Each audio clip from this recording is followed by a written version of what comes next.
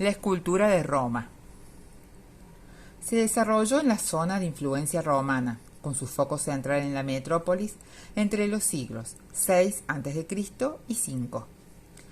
Originalmente derivado de la escultura griega, principalmente a través de la herencia de la escultura etrusca, y luego directamente por el contacto con las colonias de la Magna Grecia y la propia Grecia, durante el periodo helenístico. Gran parte de la escultura producida en Roma pertenece a temática religiosa o está relacionada con ella de alguna manera. La escultura de ellos se basaba en retratos, estatuas, grandes sarcófagos, relieves arquitectónicos, camafeos, grabados en piedras preciosas, estatuillas de terracota, placas funerarias sencillas, máscaras mortuorias en cera y monedas, objetos decorados y la aparición del uso del color como recurso mimético y expresivo. Los objetos decorados de la antigua Roma eran jarrones, vajillas, lucernas, tiradores de puerta, platos, ollas, cuencos y muchos objetos de tipo utilitario. Las lucernas y braseros estaban decorados íntegramente con imágenes en relieve, mostrando escenas religiosas, mitológicas y eróticas. Como complemento del trabajo de la talla de la piedra o el bronce fundido, el efecto final de la pieza de la escultura era modificado con la adición de policromía en la superficie, una práctica heredada de griegos y realizada comúnmente. No había ninguna estatua, friso y relieve que no recibiera por lo menos detalles en color, así es que no estaban pintados completos.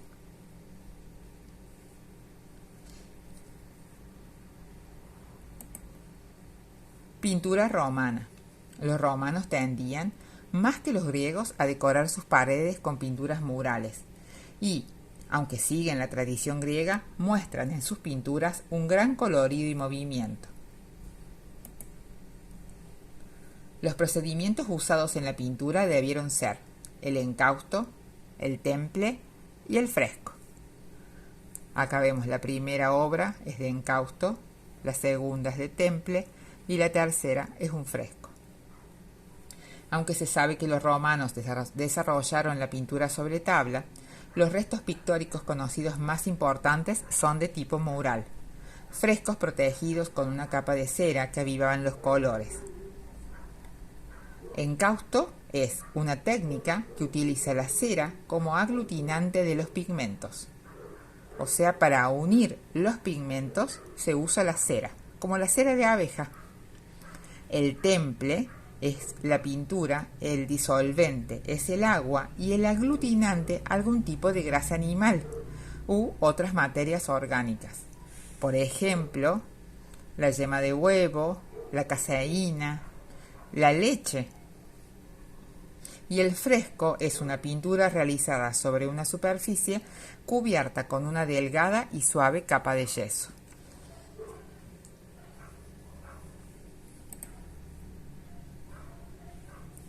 Se cultivaron con dicho carácter decorativo mural, el paisaje, la caricatura, el retrato, los cuadros de costumbres, las imitaciones arquitectónicas y las combinaciones fantásticas de objetos naturales, constituyendo con estas últimas el género que los artistas del Renacimiento llamaron grotesco.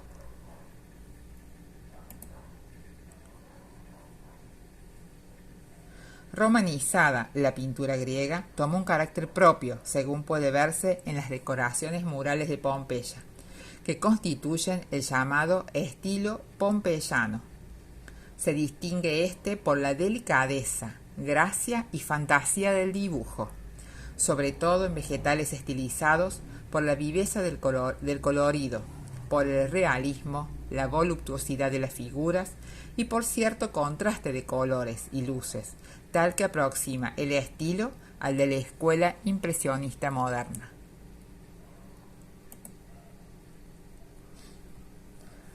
Con respecto al mosaico romano, cuando los romanos fueron conquistando a lo largo del siglo II a.C.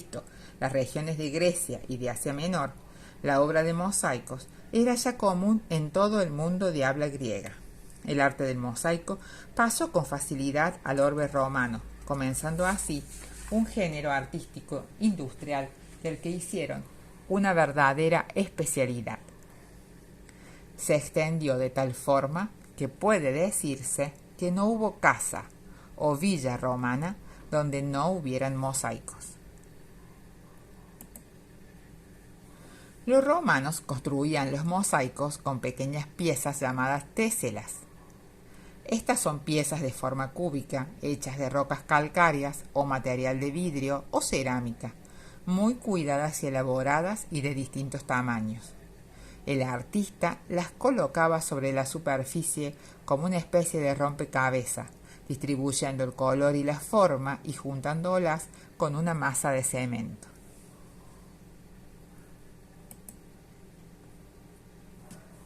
Al principio, cuando el arte del mosaico empezó a desarrollarse en Roma, se hacía sobre todo para decorar los techos o las paredes, pero luego, cuando este arte llegó a la perfección, se puso de moda hacer pavimentos de lujo. Los mosaicos como pavimento eran para los romanos como puede ser una alfombra persa, de alta calidad en los tiempos modernos.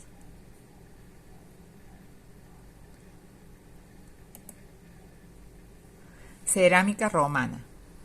La cerámica es una mezcla de tierra, agua y fuego. Fue la primera industria manufacturera de la historia. Fabricaban cerámicas comunes de mesa, cocina y de despensa, de almacenaje y transporte. Ánforas, lucernas conmemorativas, cerámicas de tocador o vajillas finas. Esta técnica abarca casi todas las técnicas conocidas: pintura, incisión, bruñido, estampillado, burilado, relieve aplicado. Quizás la más difundida de todas, el moldeado, que da lugar a la primera producción en masa de la historia, la terra sigillata.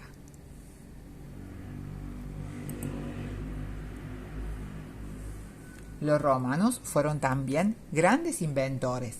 Inventaron calzadas y puertos, que facilitó el comercio y las comunicaciones, acueductos y cloacas, que permitieron el crecimiento de las ciudades al garantizar unas condiciones higiénicas. Gracias a la invención de las máquinas especializadas como grúas, poleas, andamios y cimbras, murallas y catapultas para su protección, el arado, las termas como lugar para descansar, la cúpula.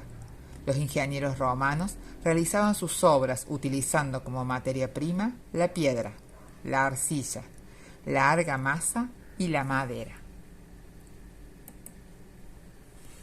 El legado romano. Este fue uno de los principales legados del mundo romano. Fueron la fe cristiana, que se extendió por todo el mundo, y otro legado, el latín, que fue la base de las lenguas latinas como el español, el italiano, el francés y el portugués. También lo fueron el derecho romano, que constituyó la base para todos los sistemas legales latinos. La arquitectura influyó de manera determinante al incorporar el concepto de espacialidad. Por ello, lo importante era el espacio en el interior.